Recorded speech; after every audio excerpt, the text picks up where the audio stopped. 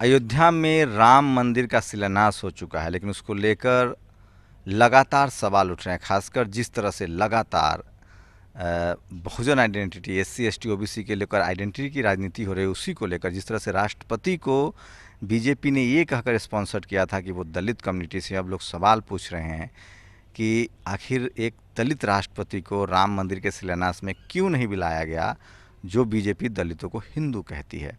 इससे पहले धाम मंदिर का भी उद्घाटन हुआ था, तो उसमें मनमोहन सिंह प्रधानमंत्री थे, एपीजे कलाम राष्ट्रपति थे और तमाम लोग गए थे। इसको आम आदमी पार्टी के मेंबर ऑफ पार्लियामेंट हैं संजय सिंह, उन्होंने भी इस मुद्दे को उठाया। आज मायावती ने भी इसको लेकर बयान दिया है।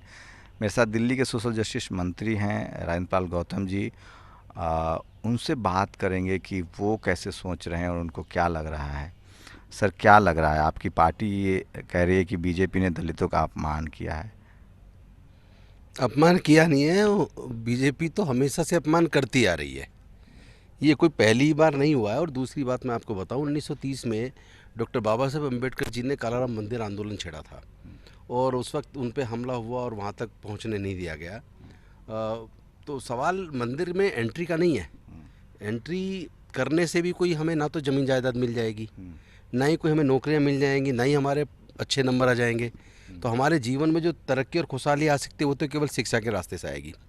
लेकिन इसको इसलिए रेस्पेक्ट के साथ जोड़ के हमारे देश का दलित देख रहा है, हम लोग देख रहे हैं, क्योंकि राम मंदिर को ये लोग कह रहे हैं 500 साल की बड़ी घटना है। तो बड़ी घटना को ऐतिहासिक घटना वो लोग बना रहे हैं।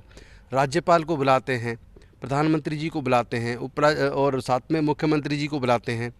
और 15 जो उसमें जो सदस्य बने हैं उसमें से जो महामंडलेश्वर जो दलित समाज से उसको नहीं बुलाया गया। जितने दलित और पिछड़े वर्ग के लोग इस आंदोलन से जुड़े रहे मंदिर के, उनको नहीं बुलाया गया। और राष्ट्रपति, महामहिम राष्ट्रपति महोदय को ना बुलाया जाना, ये इस बात को की ओर इशारा करता है कि वो लोग हम लोग को अभी समानता का अधिकार, बराबरी का दर्जा देने के लिए तैयार नहीं है। और राष्ट्रपति जी को अगर बुलाते तो तब ये लगता कि उन्होंने सबको सम्मान देने का काम किया है।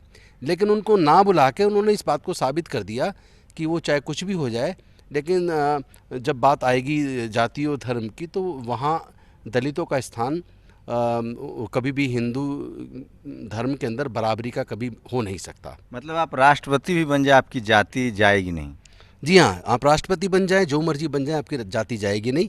आपको याद होगा बाबू जगजीवन राम जी गए थे और वहाँ उड़ीसा में उस मंदिर को बाद में पवित्र किया गया। और इस तरह के दृष्टांत बहुत है। और अब आज के महामहिम राष्ट्रपति जी के बारे में भी वो चर्चा चली थी, जो वो जो राजस्थान के अंदर वो मंदिर में गए थे, और वहाँ उस मंदिर में भी उनको मंदिर के अंदर तक प्रवेश नहीं करने दिया था और उन्होंने मंदिर पे सीढ़ियों पर ही अपनी पूजा अर्चना करके वो आ गए थे।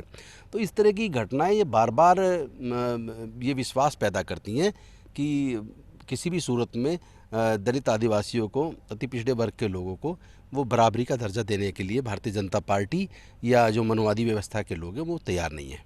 तो क्या करना चाहिए? जब आप राष्ट्रपति के बाद भी आपकी जाति पीछा नहीं छोड़ती है, तो क्या जो बाबा साहब ने 1956 में बुद्धमय भारत का सपना देखा था, उसके तरफ बहुजन समाज को बढ़ना चाहिए? निश्चित तौर पे उस तरफ तो बढ़ना ही होगा, आज नहीं तो कल। बाबा साहब खुद कह के चले गए, रास्ता दे गए। अब आप अपने विकास का रास्ता चाहें तो उसको अपना लें, ना चाहें तो फिर अपना भटकते रहें। लेकिन मुझे लगता है कि देश के अंदर भारत का संविधान सबको अपनी आस्था की आज़ादी देता है, सबको अपने धर्म के प्रति आस्था की आज़ादी है। और मुझे लगता है कि जो धर्म भारत से चल के पूरे दुनिया में, जिस धर्म ने शांति कायम की है, पूरे दुनिया में भारत का नाम रोशन किया है, उस बौद्ध धर्म को जिन लोगों ने भी अपनाया, जिस देश ने भी अपनाया, उस देश की तरक्की हुई है। तो मैं समझता हूँ कि उससे अच्छा तो कोई उत्तम मार्ग देश की विकास का और मन में शांति पैदा देने वाला, शांति पैदा करने वाला धर्म, सबको समान नज़रिए से देखने वाला धर्म।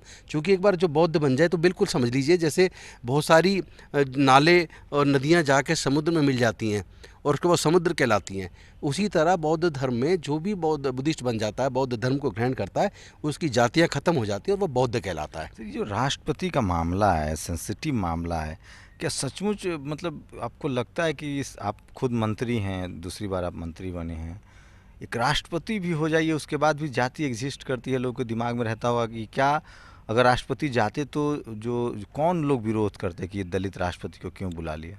देखिए वही लोग विरोध करते हैं जिन लोगों की आप यूट्यूब पे बहुत सारे ऐसे वो यूट्यूब पे पड़ी हुई है वीडियोस जिसमें जो हिंदू धर्म के बहुत बड़े साधु हैं या शंकराचार्य कह लीजिए, वो लोग आज भी भारत के संविधान को स्वीकार करने के लिए तैयार नहीं है। और आज भी वो लोग उसी वर्ण, चूँकि हिंदू धर्म वर्ण और जाति पर आधारित है, उसी व्यवस्था को वो पूरी तरीके से आज भी मानते हैं। तो वो जो वीडियोज़ अगर आप देखेंगे तो आप खुद आपका दिल दहल जाएगा कि भाई देश के संविधान के प्रति इस तरह की भावना, देश के लोगों के प्रति इस तरह की जातिगत और वर्ण व्यवस्था पर आधारित भावना, वो कहाँ समानता के रूप से देख रहे हैं, वो कभी नहीं देखेंगे। सर, एक दिल्ली में आज बाबा साहब को लेकर अस्पताल की बात हो रही है, आपकी सीएम से मुलाकात हुई, और क्या आप इनिशिएटिव ले रहे हैं दिल्ली के लिए खासकर? दिल्ली में देखिए हेल्थ और एजुकेशन दोनों को हमने प्राइम रिस्पॉन्सिबिलिटी समझते हुए, प्राथमिकता देते हुए इस पे काम किया है। और बहुत सारे हॉस्पिटल्स अभी बन रहे हैं। अभी बुराड़ी का हॉस्पिटल चालू हुआ है, आज अंबेडकर नगर के हॉस्पिटल का उद्घाटन हुआ है। तो निरंतर हम लोग एक के बाद एक सफलता की सीढ़ी दिल्ली की जनता के हक में हम लगातार योजनाएं बना के काम कर रहे हैं।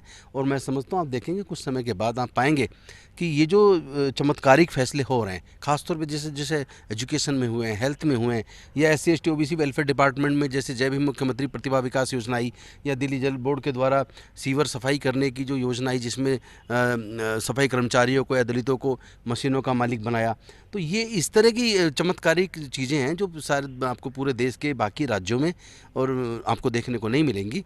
तो एक तरफ हम लगातार प्रयास कर रहे हैं और दूसरी तरफ इस समाज में जो विघटन है, जो पैदा किया गया है ऐसी शक्तियों के द्वारा जो देश को मजबूत होते नहीं देखना चाहती, जो जाति व्यवस्था वर्ण व्यवस्था को पोषने का काम करती हैं, ऐसे लोगों को हराने का भी हम लोग काम कर रहे हैं। पार्टी कोई बड़ी जिम्मेदारी दे रही है आपको? देशव्यापी कुछ रोड मैप है आपके पास? कोई आंदोलन खड़ा कर रहे हैं आप लोग, या देश के बड़े चेहरा होंगे आप?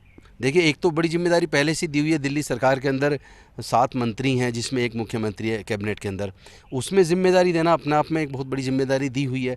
और अगर राष्ट्रीय स्तर पे संभवतया जब भी मौका मिलेगा तो हम पूरे देश के अंदर आम आदमी पार्टी की जो भावनाएं, सबको समान रूप से देखने वाली, सबको समान रूप से अवसर उपलब्ध कराने वाली, सबको साथ लेकर चलने वाली, और हेल्थ एजुकेशन सुधार के गरीब से गरीब परिवार के लोगों को आगे बढ़ने का अवसर देने वाली, उस पर हम लोग काम करेंगे। और मुझे लगता है कि आने वाले समय में पूरे देश में हमको जाना ही है। तो समझिए जातिवाद का जहर किस तरह से होता है कि आप राष्ट्रपति भी बन जाएं, आपकी जाति जो है वो जाति नहीं है। कैमरामैन तारा दत्त के साथ शंभू कुमार सिंह, नेशनल दस्तक, दिल्ली।